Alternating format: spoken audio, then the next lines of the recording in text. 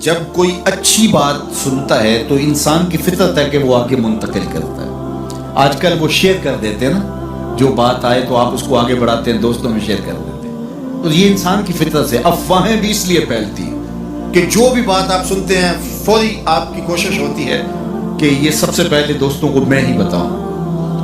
تو یہ انسانی فطرت ہے. تو جب افواہ اور ایسی چیز، کوئی غم کی خبر بھی ہو، کسی کی وفات کی خبر بھی ہو، تو اس وقت بھی انسان کی فطرت، سست سے سست آدمی بھی پھر جلدی جلدی فون کرتا ہے، آگے بڑھاتا ہے کہ فلاں سے فوت ہو گیا. تو چونکہ یہ فطرت ہے، بات کو آگے بڑھانے کا شوق ہے انسان کے اندر رکھا ہے، اس سے چیزیں پھیلتی ہیں. اور پھر جو خیر کی خبر ہوگی یا خیر کی بات ہوگی تو اس کو تو آگے پھیلانے کا پھر ہمارا دین بھی ہمیں ترغیب دیتا ہے، جذبہ دلاتا ہے.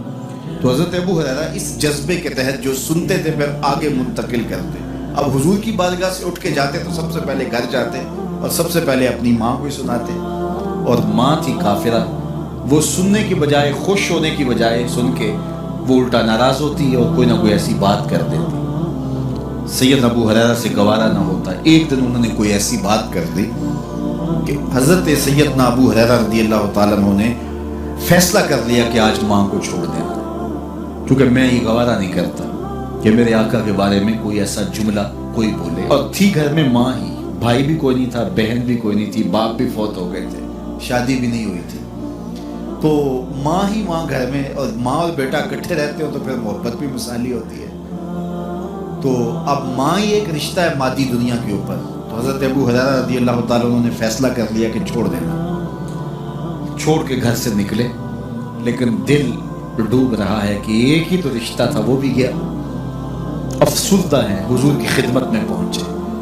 دل و قلب و نگاہ کے مرشد اولین نے ابو ہریرہ کی اداسی دیکھی تو فرمایا ابو ہریرہ کیا بات ہے؟ تو حضرت ابو ہریرہ جس طرح بندہ پھٹ نہیں پڑتا، تو عرض کی حضور میری ماں کی ہدایت کی دعا کر دیجئے. ساری کہانی 2 لفظوں میں بیان کر دی، میری ماں کی ہدایت کی دعا کر دیجئے.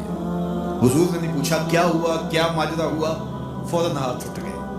اور لفظ کیا ہے؟ اللہم اہد ام ابی ہریرہ تھا، اے اللہ ابو ہریرہ کی ماں کو ہدایت دے دے. ادھر انہوں نے بے چینی سے یہ بات کہی، ادھر حضور کے ہاتھ اٹھے. پھر ان اٹھے ہوئے ہاتھوں کو خالی تو موڑا ہی نہیں جاتا. اجابت کا صحرا، عنایت کا جوڑا، دلہن بن کے نکلی دعائے محمد صلی اللہ علیہ وسلم. تو حضور علیہ السلام نے ہاتھ اٹھا دی، حضرت ابو ہریرہ نے دوڑ لگا دی. کسی نے پوچھا ابو ہریرہ آج بڑی جلدی ہے؟ کہا آج ہی تو دیکھنا چاہتا ہوں، گھر پہلے میں پہنچتا ہوں یا حضور کی دعا پہلے پہنچتا ہوں. جا کے دروازے کو دستک دی، اندر پانی کے کھنکنے کی آواز آ رہی تھی، جس طرح کوئی غسل کر رہا. آواز دی تو آواز آئی، بیٹا ابو ہریرہ ٹھہرو، میں بھی آئی. کہا لہجے سے سمجھ گیا اس میں محمد عربی کی دعا بول رہی ہے.